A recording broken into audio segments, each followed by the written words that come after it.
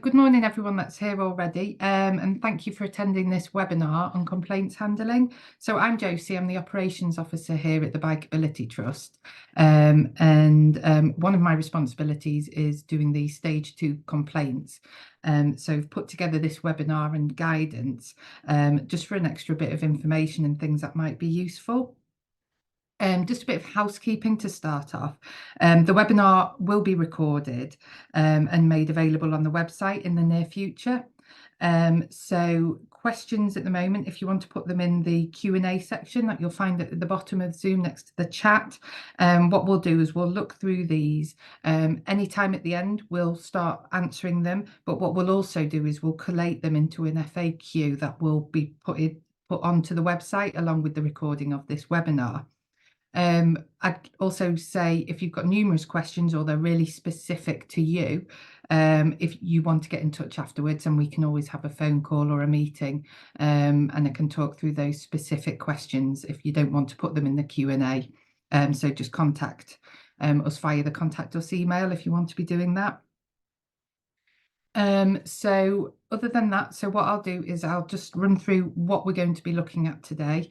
So we'll start off talking about the complaints process and the different stages of the complaints process, from the first initial complaint right up to what the end stage could be. Then we'll talk a bit about how to recognise a complaint, move on to complaints handling best practice, and then and the investigations, outcomes of complaints and how they should be communicated, what the best practice is there. And then finally, we'll talk about the learning from complaints and the reporting of complaints, what your responsibilities as training providers are, and what we do with that information and why we ask for it. And the last slide here, which will be available on the website as well, has got some useful documents and links as well, which we may add to in time as well. So if I just start off talking about the complaints process and the stages, I'll talk through the different stages of complaints and who deals with each. So firstly, we've got the training provider stage 1, which is the initial complaint, and it's going to be investigated by yourselves, the training providers. If the complainant is not satisfied with the outcome of the stage 1 complaint, they can escalate this. Now that's either to the grant recipient for a stage 2. So some training providers within your policies and processes state that this is the stage for the local authority to conduct an investigation, or it can come direct to us as a stage 2 if the training provider doesn't have this as part of their process. So if it goes to the grant recipient stage 2 process, and it's deemed unsatisfactory outcome by the complainant, or if you don't have that process, it comes to ourselves at the Bikeability Trust, and this is where I would pick it up. And what we do in this stage 2, it would be an investigation of the whole of the stage 1 investigation outcome resolutions.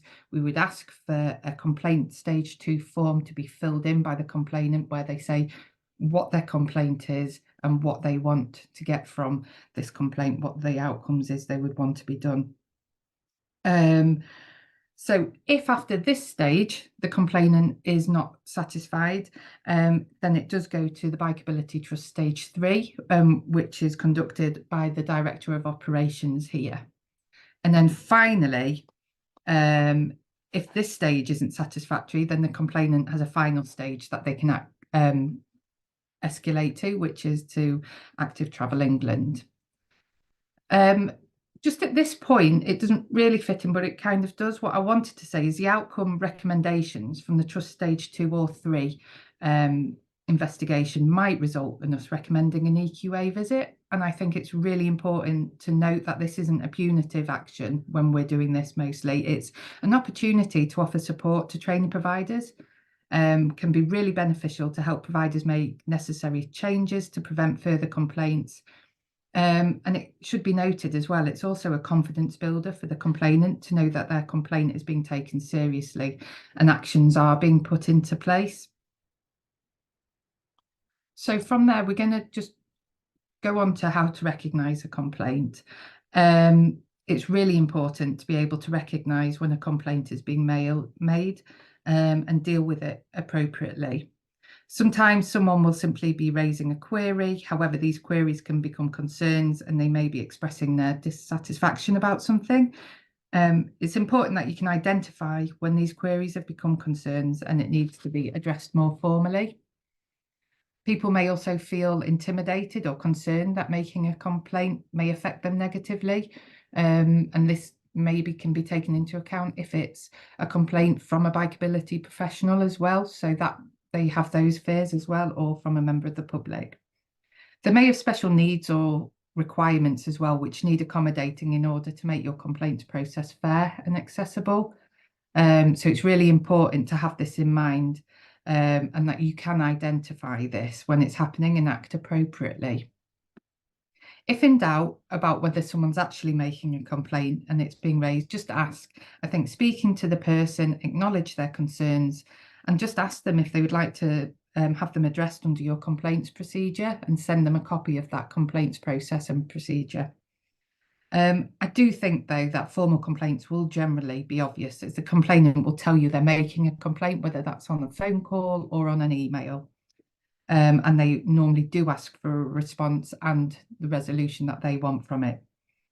But if you are, once again, if you are unsure if it's just feedback or an informal complaint, just check with the individual.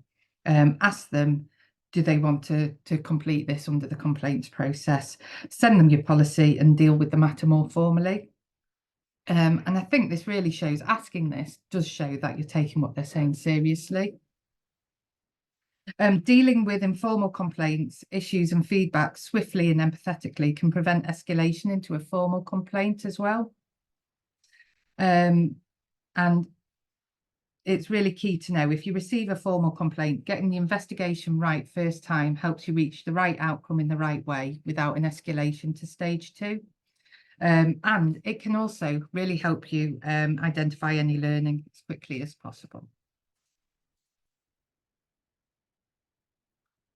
What I want to talk about next is what people want when they make a complaint.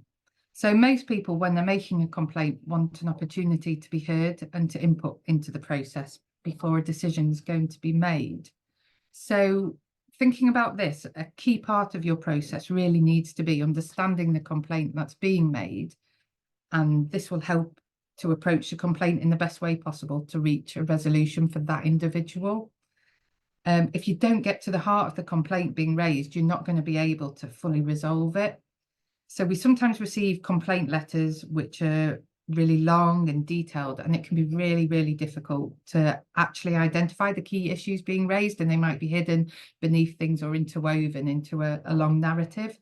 So if you receive a complaint like this, I think it can be really useful to phone the complainant and talk it through, identify with them what the real issues are and what's important to them. And this is what I usually do when we receive a stage 2 complaints form. So when I get that form through after the first initial sending that out to them along with our process, and that's just to make sure I fully understand the issues and what they want from it. So they're going to be more likely to be satisfied with the outcome, because I'll have covered every point that's important to them. So once you've got a good understanding of the key issues, you can then start to address them. So with this in mind, when I say what do people want, it's more for this, it's the issues and complaint to be dealt with swiftly in a timely manner. It's for them to know how decisions are going to be made following a clear, understandable and transparent process. And for those dealing with their complaint to be sensitive and impartial, and decisions based on objective information and appropriate criteria. So a formal process. So then that brings us on to, what do you need to do? What's your responsibility?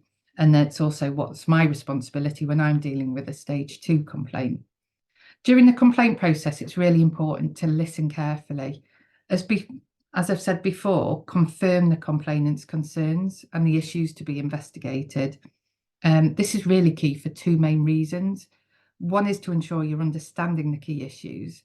And secondly, and really importantly, so the complainant is also confident that you have an understanding of the issues, have listened to them, and are taking their complaint seriously, so that they feel heard. So ask what the complainant is, what they want to achieve from this. I think that's really important as well, because can this be resolved straight away? Is this actually something that can be resolved here and now or very swiftly? And manage expectations, explain what is possible, and also if their expectations of a resolution are really not possible, then explain this and why, and give them the timescales for any responses. Ensure you're following the process and timescales within your complaints policy, because you should have sent that to them, so they will have that. Share your complaints policy, as I've said, and agree how to keep them updated and involved and how often you're going to do this. Explain what the process is, what's going to happen next, and when they should expect to hear from you. So now we move on to the complaint investigation. Now, some of these, if it's a simple, straightforward complaint, might not be a big onerous task. Others might be much bigger and more onerous, and you'll be asking for statements from people, etc. But what is really important, I think, is take your time. Take time, complete the first response, your initial one, where you're making contact and telling them what you're going to do. But then take your time and conduct a full investigation. Don't rush to respond to try and resolve it. Make sure it's a complete response before going back. Be clear and transparent throughout your investigation and explain the process at the start. So this should include that implied consent is presumed to share your complainant's name and the complaint details as and where necessary in order for you to conduct the investigation. This is really important. We actually detail this on our this consent and have them the complainant sign the complaints form with this on, just to make sure that they fully understand who we may contact and that their name may be passed on in this in order for us to be able to complete the investigation. Also about what evidence you're going to consider, who you're going to speak to, who might you get advice or independent opinion from, how you will decide if the care or service provided was right or not, and who's actually going to be involved in this decision making. And continuing on this frame, really during the investigation, it's important to just make sure you meet the requirements of any regulations and local policies and procedures. It's also really important to keep accurate records. The complaint file should be well structured, contain all the evidence you have considered to reach your decision, whether that's your own policies as well, they can be put in that complaints file. This will be key if the complaint is escalated further to a stage 2, 3 or beyond, and your response and evidence will need to be investigated. So having this all in good manner in a file is really important. So the sort of things you might include in your record keeping in your file would be all correspondence from the complainant and anyone else, notes of relevant telephone conversations and meetings. So if you've had a telephone conversation, just make a note of the date of it and just a few bullet points. It doesn't need to be a full script. Any relevant internal and external emails, any statements taken from staff or witnesses, and documentation about any action you've taken as a result of the complaint or are going to take as well. So really, that's all the things that should be within that folder. Then we come to the complaint outcome. So when responding to the complaint, you should include as much detail as possible to clearly communicate the conclusion of the investigation and how it was reached. Best practice is to avoid jargon, any legalistic, emotive, provocative or defensive language, as that could really be a barrier to it being resolved, even if you're saying the right things. It's best practice to use clear, comprehensible language then in a neutral tone. I think it can be really helpful to have someone else in your organisation read through a draft complaint before sharing it, if it's especially if it's a larger, more formal complaint. Just to make sure it's clear, easily understood, and the tone is right, and you're not unintentionally creating like a negative response. Also, within your outcome, and your report, or however you're going to communicate that, I find it really useful to bullet point the complaint areas, respond to each point, providing evidence where possible. So you're doing a snapshot of each of those complaints, so you're not putting it all in one big paragraph. And just make sure, really, as you all will be aware, just to make sure it's as good a response as you'd like to receive yourself if you've made a complaint. So just rounding that up, really, your response should be clear and compassionate, clearly set out the issues of the complainant raised, and also take into account and acknowledge what they wanted to achieve from the complaint, using language which they'll understand, and acknowledge any distress and upset caused to the complainant. I think this is really important. It doesn't mean take responsibility. It just means acknowledge the impact that this has had on that person or their child, etc. And make sure you provide the evidence that's needed. So if a complaint is upheld, it's important to be honest. If the complaint is upheld, be clear about this and explain what will be done as a result. Remember, an early apology can go a long way in resolving issues as well. Stops people becoming entrenched in their views. And when offering an apology where you've concluded that something wasn't right or the service was unreasonable, really listen to what the complainant is saying and then construct your apology based upon what they say they're unhappy with. So make it personal to them. A well-meaning apology will sort of recognise the poor service or recognise that they're not satisfied, take responsibility where appropriate, obviously, provide reasons for the service failing, offer regret for a service that's fallen below the expected standard and what you would want it to be, offer redress where appropriate as well, and acknowledge what went wrong, offer a suitable remedy along with a full explanation of what happened. And then set out what happened with reference to all your evidence, what should have happened. And here you could quote your relevant standards or delivery guidance, internal policies, where appropriate, if they weren't met, and if they were met, what went wrong. And if there is a difference between what happened and what should have happened, just make reference to the impact that this had.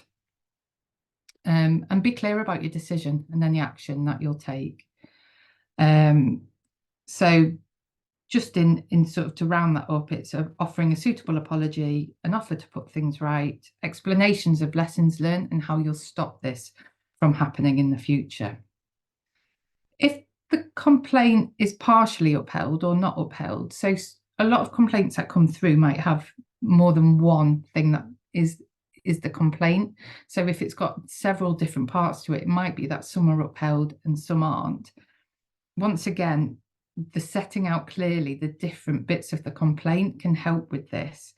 And then you can state what evidence has been looked at for each part of these complaints and how that's led to the outcome for each point raised. So it might be that parts of the complaint are upheld, others are not, as I've said. Just make sure it's clear and concise and people can understand which bits have and which bits haven't.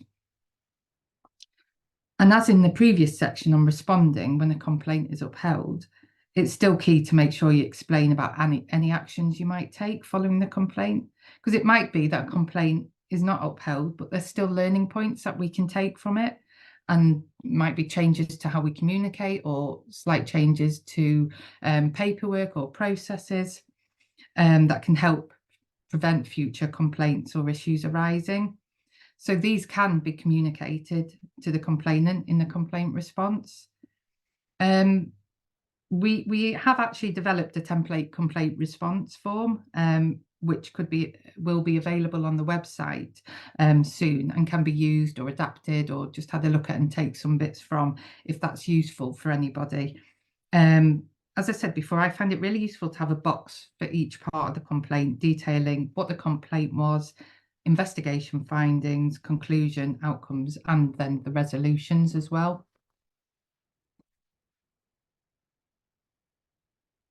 So going on from here, so once that investigation's done, you've sent it off, it's about learning from complaints and complaints can offer a really good insight into future improvements you can make to your service.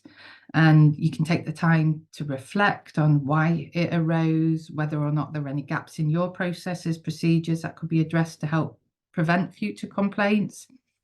And this is all in your sort of culture of open reflection, which your team can identify where things have gone wrong. It's not a blame culture. It's just about how can we stop this from happening in the future? What can we do to make sure this never happens again? And then, this is alongside that sort of celebrating the successes as well, but it's about where can we learn and how. So another key thing is about having the complaints log and how you use this log. So within that complaints log, you can have a section which is how would we do things differently to prevent something escalating in the future, and sort of identify improvements that have been done from this complaint. So processes, communication, or knowledge, they're probably the three key parts to that. So you share the lessons learned more widely in the business. So it's there and then it can be escalated and you can communicate that to everyone. So a good complaints log is more than just the list of complaints, the date and the sort of brief description. It could be what went wrong, actions taken, and what improvements to processes have been made. And then you can keep having a look at that. And it's a really good way of seeing how you've learned from your complaints as well. And I think it's really important to think a good complaint handling is not limited to providing an individual remedy to that one complainant. It's about ensuring that all feedback and lessons learned sort of all contribute to improving our services. And also, if you deal with a complaint in a really effective and sensitive way, then actually that complainant they've come to you with a complaint, but actually they can leave with a really positive outcome and think, actually, that person's dealt with me really well and they've done it, and they've shown how this isn't going to happen again, and then they've got this positive viewpoint. It's a real positive way of sort of continuously reviewing and improving services, enhancing your reputation, as I've just said, of an organisation, and actually just increasing the trust among people who use its services. If they know that you're going to be listening to them and taking everything seriously, that increases that level of trust. We need to think, and then it might be as well that you have a look at your staff training after this and you're thinking, right, okay, what do we need to do following this by individual or all staff? Is our SEND training up to date? And I only mention that because a lot of complaints that come through, when we have a look at the renewals and things that come through on those and all the information, a large proportion of them do have an SEND rider that has been involved in that complaint. And during the complaint and after as well, if you want support from us, just get in contact via Contact Us. That's what we're here for. If you don't know how to respond to a complaint that's come in, or you're unsure about something, just get in touch and one of us can sort of arrange a meeting or a phone call and talk it through with you.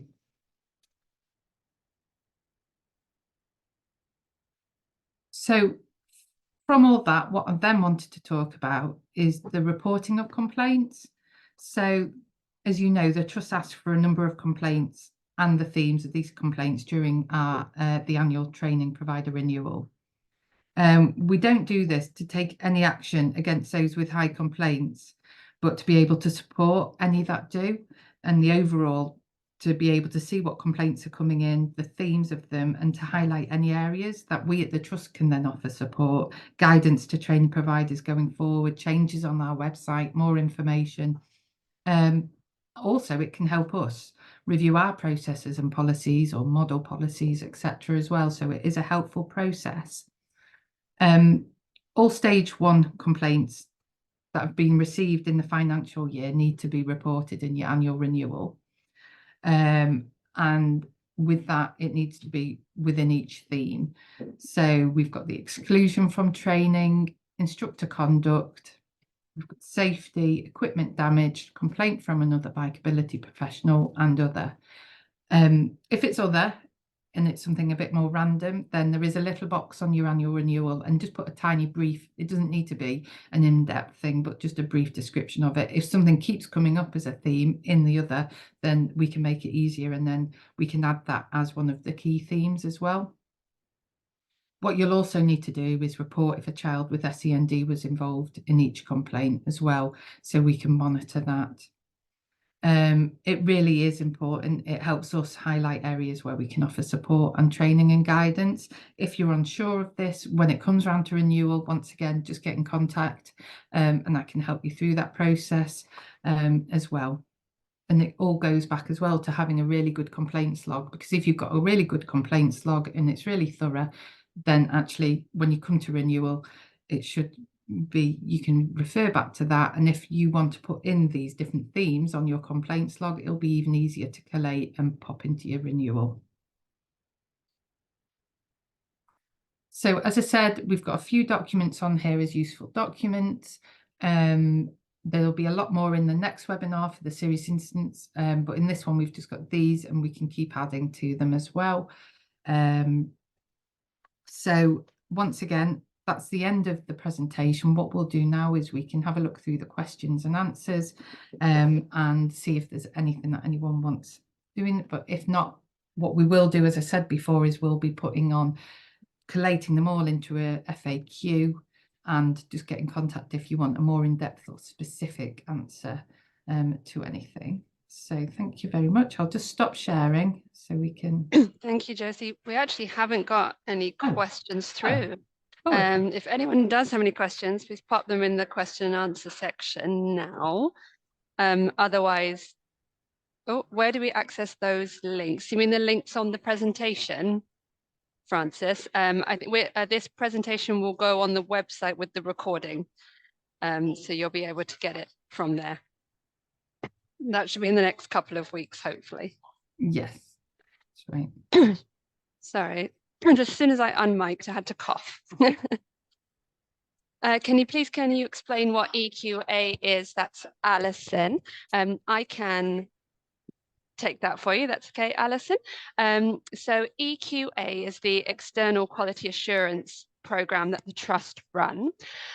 So overall, EQA runs, we select about 10% of training providers per year, and we have a team of consultants who go out to the training provider, they watch some delivery, and they also have a management meeting with the IQA leads and the training provider manager, and they have a process to go through, which is checking the quality of your delivery and the quality of your management. So it's there to support you to improve in areas that the training provider might not be very confident in both delivery and management. So how that ties into complaints is that, as Josie said, sometimes in a stage 2, one of our suggested resolutions is that the training provider would have an EQA visit. So our consultants would come out and look through everything kind of holistically as a whole, just to see which points you might need help on, or the complaint might have highlighted this training provider is a bit weak on instructor administration, for example. They're not keeping good records of DBS, etc. And that will be something that the consultants will go out and have a look at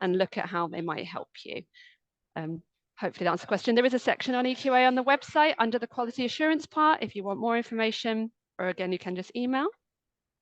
I can pop that link onto this slideshow, so then when this is put on the website, the link to the EQA page maybe, and then that, so you can just click straight into that.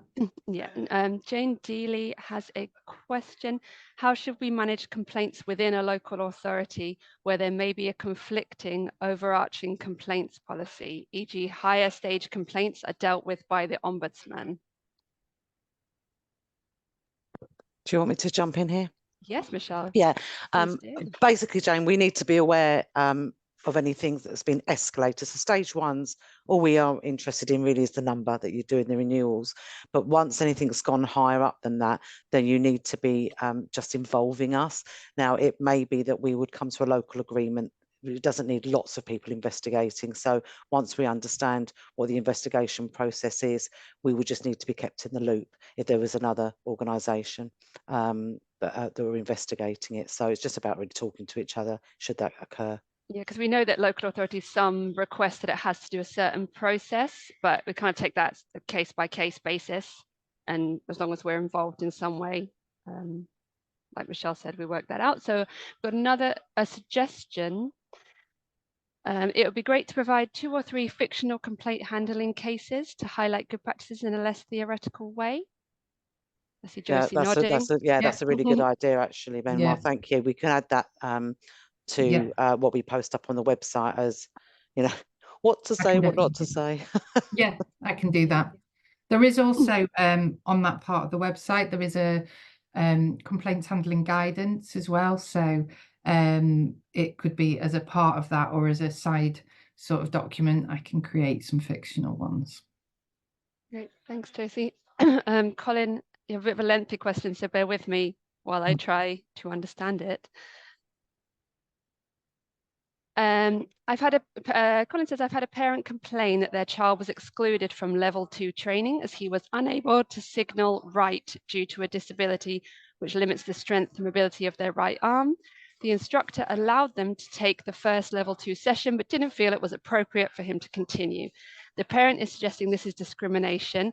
How might be the best way to address this? I've offered a one-to-one session with our senior instructor. So this is actually a problem we see, a complaint we see quite a lot.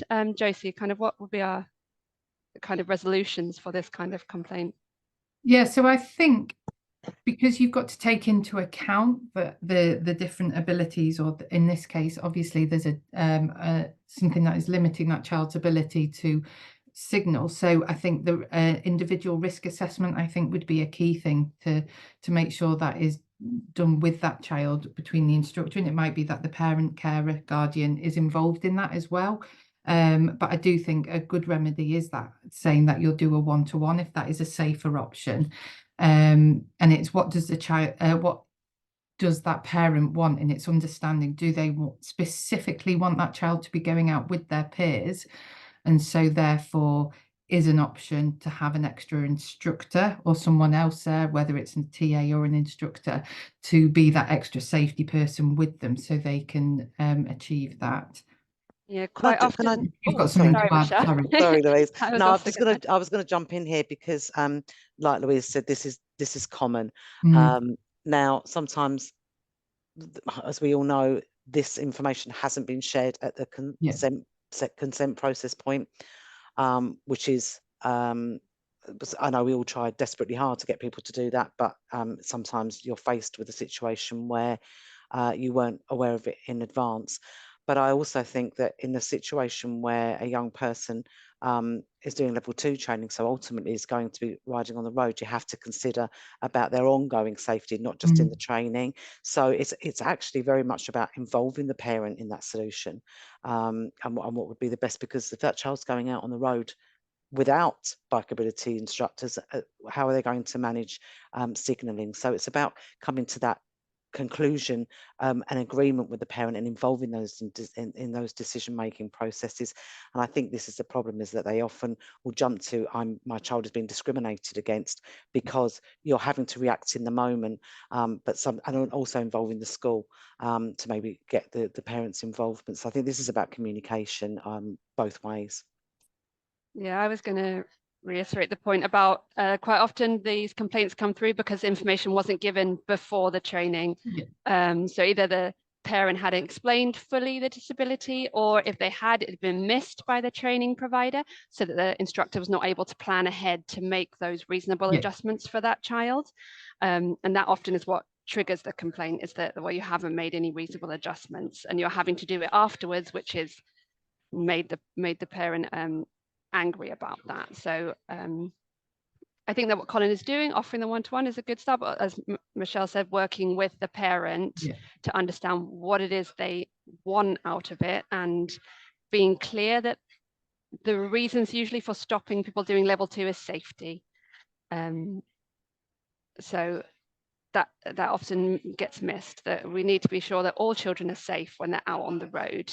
And children often get stopped doing level 2 without disabilities because they won't be safe. So that's important.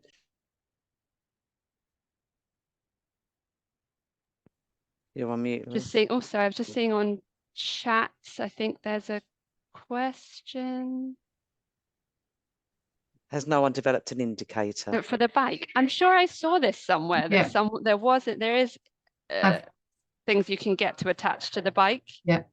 So I think as well, it's important when talking about this is to maybe guide the parents and have those areas where there are adaptations to help riders. So and it might be that the parent just is unaware of that. So it can be a small adjustment to the actual cycle can make all the difference in some of these cases as well. So it might be gathering some of that information together and sending Emily them those. Emily Cherry has popped in my chat here to say that obviously if anyone is having making reasonable adjustments for children, we can help with that. Development team can respond Yeah. with some guidance, with strategies of how the child can achieve that outcome. And other people in the chat are saying yes, there are aids on the market. Yeah. Someone's asked about extending family funding to offer this as an extra following on from the course. I'm not sure where we are at with family training funding.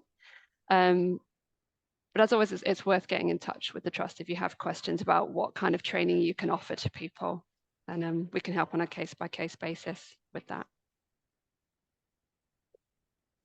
I'm just going to double check the Q&A again. I think that's all of the questions so far and comments. Thank you very much, everyone.